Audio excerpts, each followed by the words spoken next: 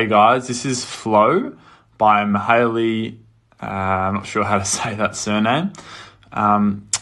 It's about 290 odd pages, so a decent sized book, not too long, not too short, and it teaches you all about how to get into that flow state where true happiness is. I really enjoyed this book.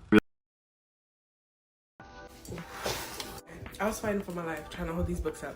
But here are my top 10 diverse books of 2021. I read 177 books this year, and 60-ish of them were diverse books, and I'm very proud of myself because at the beginning of the year, all I read were colored people, so I'm very proud of myself. Okay, let's get into it. Okay, coming in at number 10, Take Over by Evelyn Sola. You ever read a book and you're just like, this is gonna be a regular standalone, nothing special, and then it hits you in the gut? Yeah, this was this book for me. Take Over, Single Parent, Enemies to Lovers, Interracial Romance, Chef's Freaking Kiss. Like, oh my goodness. Okay, coming in at number 9, Continuum by Daniel Allen. If you know, you know. The library scene, this book, it's short, okay? But it sticks with you, okay? Because I still think about it till this day. Okay, then coming in at number 8, Legion of Kings by Danielle James.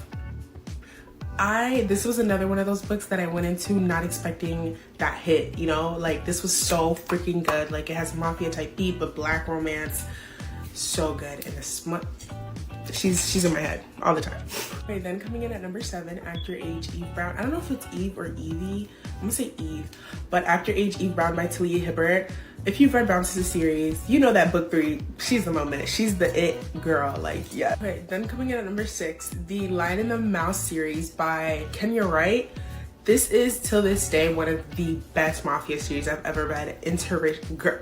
So good. All the action, all the romance, like everything mafia, like it, all the check marks, all of the check marks. Okay, then coming in at number 5, Real by Kennedy Ryan. Kennedy Ryan, like, honestly, I feel like that's all I have to say.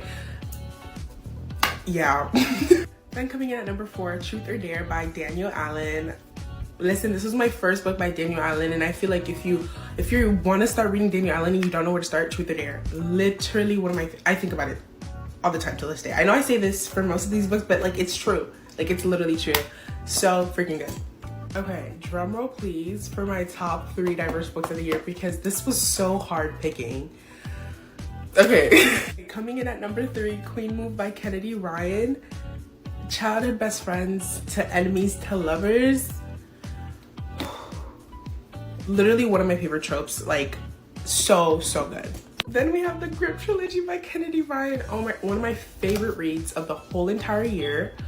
I know this is very repetitive, but I can't stress this, and I think about these characters so much. Their story, so freaking good. Like, Kennedy Ryan never misses.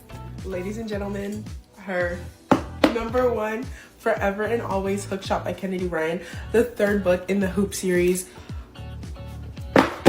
Forever and Always, like, in my top 3 favorite books of the whole entire year. I am in love with Kenan and Lotus. Like, Flow is a book that any parent or business owner should read, or really any human, because in this book you really learn a lot about how to create an optimal life where you go through those moments of flow where you don't really even realize that you're doing things because you enjoy them so much.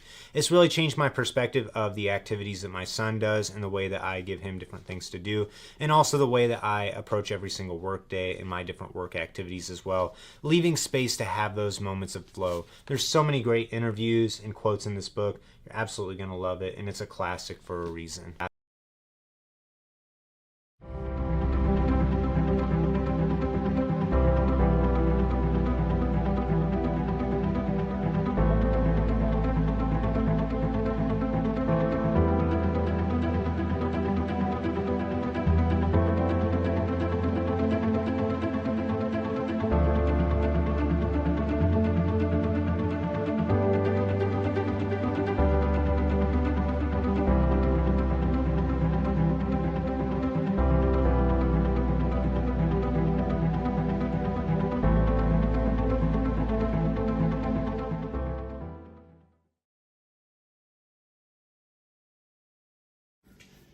Hello, I wanted to hop on here real quick and do a review of this book, Flow. I'm not even going to try to pronounce the author's name. It's a good author, though. I really, really enjoyed this book. I ended up getting this book because I got into a book club, and it was like a productivity book club. So I was kind of surprised to see this on the reading list, because it's more of a book about expanding your consciousness and getting into your flow state and kind of just understanding the different levels of consciousness. And so, yeah, it's just a book that I really, really enjoyed. It gave me a good, just a way better understanding of different ways to like gather my thoughts and get control and be more productive with the time that, you know, as I'm like kind of blocking out my time, how to make sure that I'm getting the most out of that time, how to make sure that I'm like focusing on the things that matter, and just keeping myself together. And I just really, really enjoyed it. Can't recommend it more highly.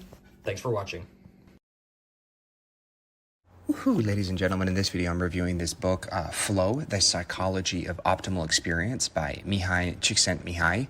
So I've delved into this book multiple times and compiled a wealth of insights just from this book alone. So this gentleman has written 3 of these books. I have all 3. I've read them multiple times, and this one's particularly fantastic because I'd recommend it really to any individual seeking to like enhance their understanding of the psychology behind peak performance and happiness. So I feel like all of us in our life are seeking some kind of meaning, especially that of happiness. And the way that he goes about describing happiness is more of a byproduct that one finds after seeking out a flow state in something that is richly beneficial and deeply satisfying.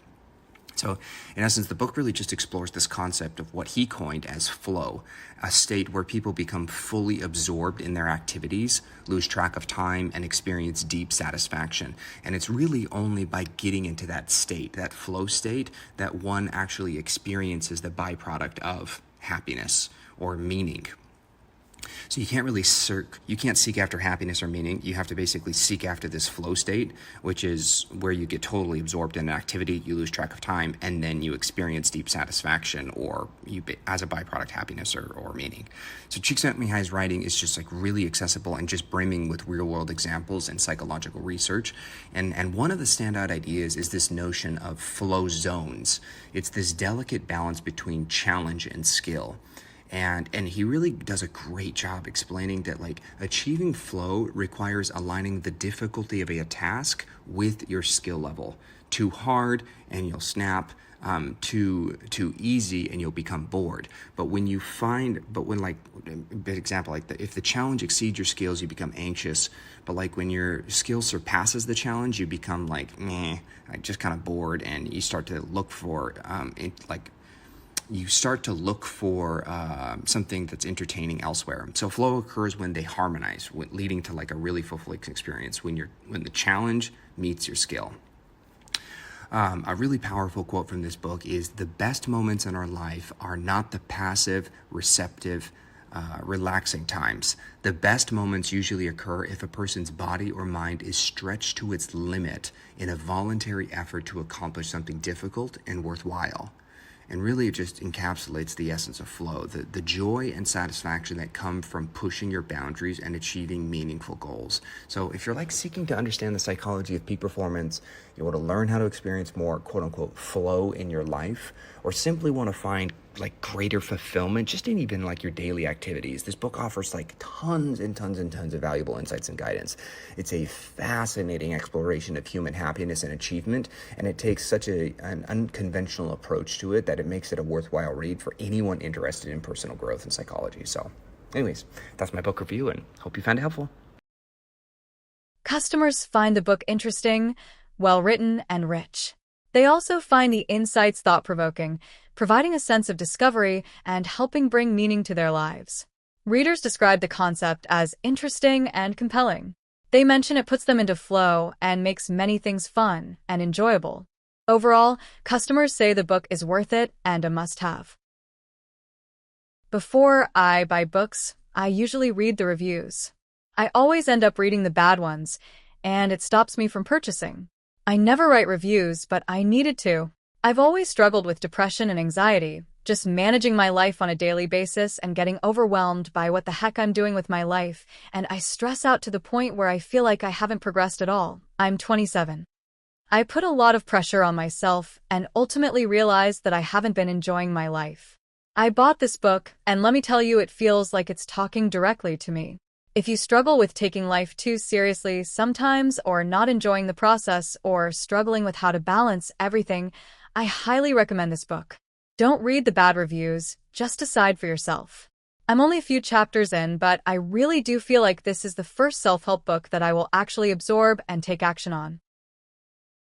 The author presents a really interesting concept on attaining a more fulfilling lifestyle. Within the first few pages, one can pick up what the rest of the book is going to be like. Overall, a very good book, and the mindset presented is powerful. I've started to implement the mindset, and I've seen a sharp rise in happiness and overall fulfillment.